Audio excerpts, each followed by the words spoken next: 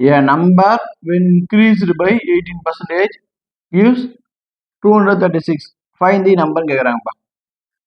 இது என்ன சொல்றாங்கன்னா, ஒரு நம்பரு அது கூட 18% சேர்க்கும் போது 236 வருது அப்படின்னா அந்த நம்பர் என்னன்னு கேட்குறாங்கப்பா. அதை நம்ம எப்படி எழுதலாம்னு பார்த்தீங்கன்னா, நம்பர் எனக்கு வந்து 100% ப்ளஸ் ஒரு 18% சேர்க்குறேன். எவ்வளோ வருதான் எனக்கு 236%. அப்போ 118% வேல்யூ தான் 236. எனக்கு 1% தேவை அப்படின்னும் போது நான் என்ன பண்றேன், 236 டிவைடு 118 அடிச்சா எவ்வளவு போகிறோம், ஒரு 118 18 2 118 236. அப்போ 1% வேல்யூ 2 கிடைச்சிச்சு.